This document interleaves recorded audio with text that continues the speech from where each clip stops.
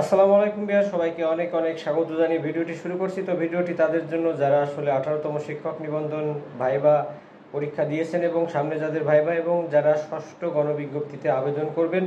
তো বিশেষ করে আপনারা জানেন কয়েকদিনের মধ্যে একটি সংবাদ ভাইরাল হয়েছে। তো ভাইরাল বলতে আসলে বেশ কিছু ইউটিউব চ্যানেল সহ বেশ কিছু ফেসবুক গ্রুপ বা পেজে আপনারা দেখেছেন যে শূন্য পদের একটি তথ্য আপলোড করা হয়েছে এনটিআরসির অফিস থেকে। তো ওই তথ্যটি আসলে কতটা সত্য, যে শূন্য পদের সংখ্যা কতটা হতে পারে।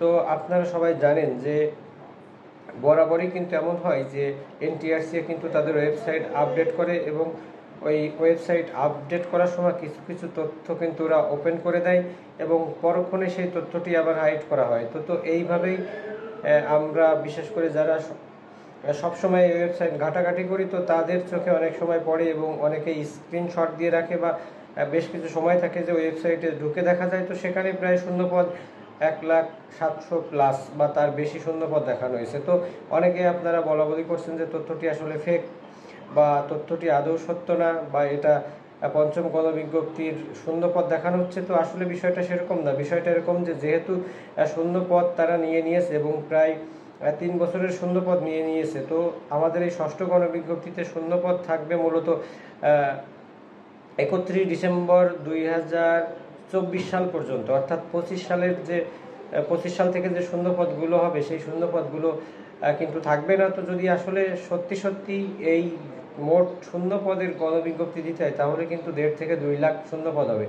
তো সেটা আসলে এনটিআরসি করবে না। এনটিআরসি যেটা করবে 31 ডিসেম্বর 2024 সাল পর্যন্ত যে পদগুলো শূন্য হবে শুধুমাত্র বা শূন্য হয়েছে সেই শূন্য পদগুলোতেই কিন্তু গণবিজ্ঞপ্তি দেওয়া হবে।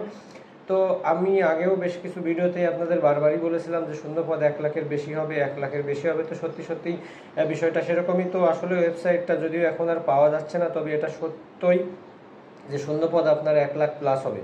এখন কথা হলো যে শূন্যপদ 1 লাখ প্লাস হলেই কি আপনার চাকরি হবে? বিষয়টা কিন্তু সেরকমও না। তো আপনারা এবার জানেন যে বেশ কিছু সাবজেক্টে, বিশেষ করে ইংলিশ, বাংলা, ম্যাথ সহ বেশ কিছু সাবজেক্টে আসলে প্রার্থীর থেকে অনেক বেশি প্রার্থীদের টেকানো হয়েছে। সেই ক্ষেত্রে আসলে সবার চাকরি হবে কিনা, তো আসলে চাকরি সবার হবে না এটাও যেমন সত্য কথা, আবার নিট প্রার্থী যারা আছেন, যারা প্রকৃতপক্ষেই প্রথমবারের মতো ভাইবা দিচ্ছেন, তো আপনাদের আমি বলি যে বেশ কিছু সাবজেক্ট আছে, যেমন ইংলিশ লেকচারারের কথা বলি, সেখানে প্রায় 2204 জন পাশ করানো হয়েছে। তবে আমি বলতে পারি যে এখান থেকে মিনিমাম 200 যারা ভাইভাতে যাবেই না, তাদের ব্যাংক বা অন্যান্য সেক্টরে চাকরি হয়ে গেছে। বিশেষ করে ম্যাথ এবং ইংলিশের স্টুডেন্টরা মেধাবী হয়, আপনারা সবাই জানেন। এই সাবজেক্টগুলোতে আসলে অনেক বেশি প্রার্থী অন্যান্য পেশায় চলে যায়। তো যদি আমি বলি যে 2200 থেকে 200 ভাইভাতে আসবে না, এবং এখান থেকে দেখা যাচ্ছে যে মিনিমাম আরও 500 যাদের আসলে অলরেডি চাকরি করে, যারা ইন্ডেক্সধারী, তারপরেও তারা আবেদন করেছিল, পাস এসেছে, ভাইভা দিয়েছে, এরকম একটা ব্যাপার। তো এইভাবে দেখা যাচ্ছে যে আরও 500 গেলে 1500 নিট প্রার্থী চলে আসে। তো এই 1500 নিট প্রার্থী থেকে বিশেষ করে আরও কিছু প্রার্থী থাকবে যে যাদের আসলে এই ভাইবা শেষ হতে হতেই অন্যান্য সেক্টরে চাকরি হয়ে যাবে। তো আমি বলবো এই 2204 জন থেকে নিট প্রার্থী একদম গণবিজ্ঞপ্তি পর্যন্ত শুধুমাত্র দেখা যাচ্ছে যে 1000 থেকে 1200 থাকবে।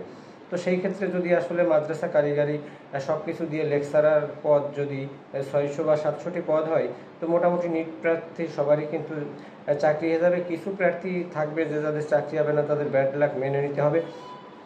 তো আসলে এই যে আমি আবার শূন্যপদ নিয়ে কথা বলছি, বিশেষ করে আর্ট অ্যান্ড ক্রাফট, বিশেষ করে চারুকলা, এই সাবজেক্টে আসলে শূন্যপদ প্রায় অনেক বেশি থাকবে, হয়তো 24-25 হাজারও থাকতে পারে। সেখানে কিন্তু প্রার্থী 700-800 বেশি নাই। তো যার কারণে শূন্যপদ আসলে 1 লাখ প্লাস হলেও বেশ কিছু সাবজেক্ট আছে তাদের কিন্তু কিছুটা রিস্ক থেকে যাবে। এটা কিন্তু স্বাভাবিক ব্যাপার। তো সবার হতাশ হওয়ার দরকার নাই, যেহেতু আপনি ভাইবা দিয়েছেন, যদি ভাইবাতে পাস করেন, যদি কোনো দুর্ঘটনা না হয়, তো রিজিকে যদি আপনার চাকরি থাকে অবশ্যই চাকরিটা পাবেন। এবং এই ওয়েবসাইটটাও খুব দ্রুতই ডেভেলপ করে অবশ্য আপনাদের সামনে আবারও হয়তো বা উন্মুক্ত করবে। তো সবার জন্য শুভকামনা, ধন্যবাদ।